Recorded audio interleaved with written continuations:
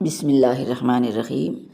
ختم اللہ، اور اللہ نے مہر کر دی ہے، علی قلوبہم، ان کے دلوں پر، وعلی سمعہم، اور ان کے کانوں پر۔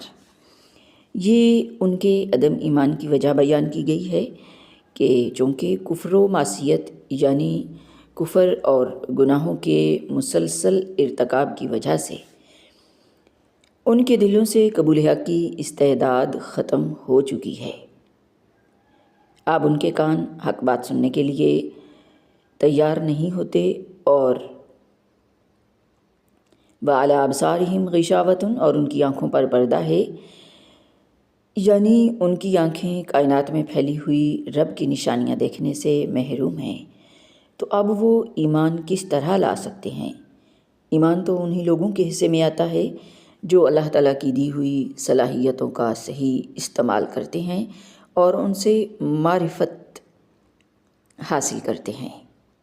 اس کے برعکس جو لوگ ہیں تو وہ اس حدیث کا مصداق ہیں جس میں بیان کیا گیا ہے کہ مومن جب گناہ کر بیٹھتا ہے تو اس کے دل میں سیاہ نقطہ پڑ جاتا ہے۔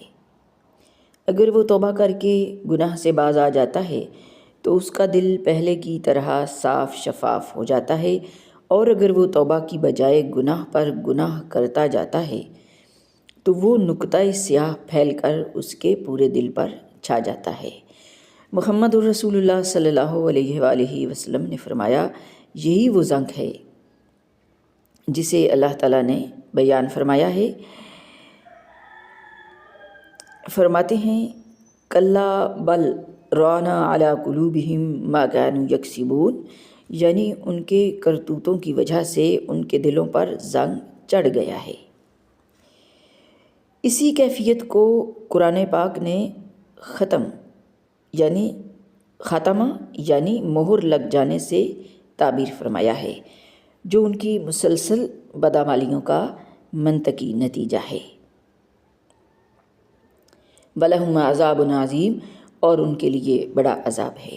وَمِنَ النَّاسِ، اور بعض لوگ مَن یقولو کہتے ہیں، آمنا باللہ، ہم اللہ پر ایمان لائے، وبالیوم الآخر، اور روز قیامت پر، وما ہم بمؤمنین، لیکن در حقیقت وہ ایمان والے نہیں ہیں۔ یہاں سے تیسرے گروہ منافقین کا تذکرہ شروع ہوتا ہے، جن کے دل تو ایمان سے محروم تھے مگر وہ اہل ایمان کو فریب دینے کے لیے زبان سے ایمان کا اظہار کرتے تھے۔ اللہ تعالیٰ نے فرمایا کہ وہ نہ تو اللہ کو دھوکہ دینے میں کامیاب ہو سکتے ہیں کیونکہ وہ تو سب کچھ جانتا ہے، اور نہ ہی اہل ایمان کو مستقل فریب میں رکھ سکتے ہیں، کیونکہ اللہ تعالیٰ وحی کے ذریعے سے مسلمانوں کو ان کی فریب کاریوں سے آگاہ فرما دیتا تھا۔ یوں اس فریب کاری کا سارا نقصان خود انہی کو پہنچا کہ انہوں نے اپنی عاقبت برباد کر لی اور دنیا میں بھی رسوا ہوئے۔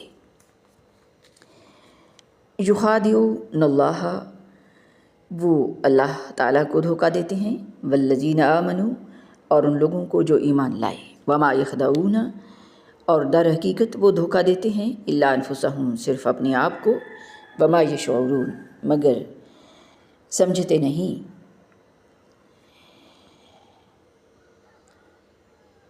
اللہ تعالیٰ بتا رہے ہیں فی قلوبہم مرض، کہ ایسے لوگوں کے دلوں میں بیماری تھی، فزادہم اللہ مرضا، اور اللہ تعالیٰ نے انہیں بیماری میں مزید بڑھا دیا۔ وَلَهُمْ عَذَابٌ أَلِيمٌ بِمَا كَانُوا يَكْذِبُونَ، اور ان کے جھوٹ بولنے کی وجہ سے ان کے لیے دردناک عذاب ہے۔ یہاں بیماری سے مراد وہی کفر و نفاق کی بیماری ہے جس کی اصلاح کی فکر اگر نہ کی جائے تو وہ بڑھتی ہی چلی جاتی ہے۔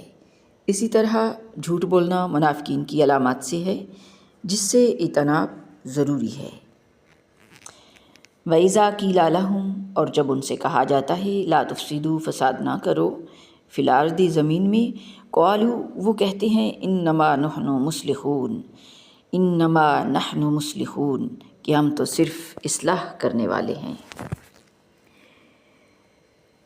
کفر و معصیت یعنی کفر اور گناہوں سے زمین میں فساد پھیلتا ہے اور اطاعت الہی سے امن و سکون ملتا ہے۔ ہر دور کے منافقین کا کردار یہی رہا ہے کہ پھیلاتے تو وہ فساد ہیں اور اشاعت وہ منکرات کی کرتے ہیں اور پامال حدود الہی کو کرتے ہیں اور سمجھتے ہیں یا دعویٰ یہ کرتے ہیں کہ وہ اصلاح اور ترقی کے لیے کوشاں ہیں۔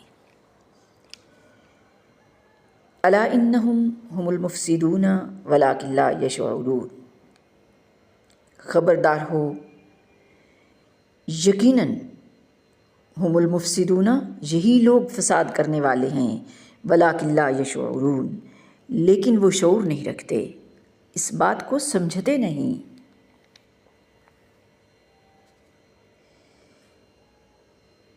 وَإِذَا قِيلَ لَهُمْ، اور جب ان سے کہا جاتا ہے آمنو، ایمان لاؤ، کما آمن الناس، جس طرح کے دوسرے لوگ یعنی صحابہ کرام ایمان لائے، قالوا تو وہ کہتے ہیں انؤمن کما آمن السفہاء، کہ کیا ہم ایسا ایمان لائیں جیسا کہ بے وقوف لوگ ایمان لائے ہیں۔ الا انہم ہم السفہاء ولکن لا یعلمون، خبردار ہو جاؤ، یقیناً یہی بے وقوف ہیں لیکن جانتے نہیں۔ یہ وہ منافقین لوگ تھے جنہوں نے صحابہ کرام کو بے وقوف کہا، جنہوں نے اللہ کی راہ میں جان و مال کی کسی بھی قربانی سے دریغ نہیں کیا، اور آج کے منافقین یہ باور کراتے ہیں کہ نعوذ باللہ صحابہ کرام دولت ایمان سے ہی محروم تھے۔ اللہ تعالیٰ نے جدید اور قدیم دونوں منافقین کی تردید فرمایا کسی اعلیٰ تر مقصد کے لیے دنیاوی مفادات کو قربان کر دینا بے وقوفی نہیں، عین عقل مندی اور سعادت ہے۔ صحابہ کرام نے اسی سعادت مندی کا ثبوت مہیا کیا ہے، اس لیے وہ پکے مومن ہی نہیں بلکہ ایمان کے لیے ایک معیار اور کسوٹی ہیں۔ اب ایمان انہی کا معتبر ہوگا جو صحابہ کرام ہی کی طرح ایمان لائیں گے۔ فَإِنْ آمَنُوا بِمِثْلِ مَا آمَنْتُمْ بِهِ فَقَدِ اهْتَدَوْا، ظاہر بات ہے کہ نفع عاجل یعنی فوری فائدے کے لیے دیر سے ملنے والے فائدے کو نظر انداز کر دینا اور آخرت کی پائیدار اور دائمی زندگی کے مقابلے میں دنیا کی فانی زندگی کو ترجیح دینا اور اللہ کی بجائے لوگوں سے ڈرنا پرلے درجے کی سفاہت ہے جس کا ارتکاب ان منافقین نے کیا، یوں ایک مسلمہ حقیقت سے بے علم رہے۔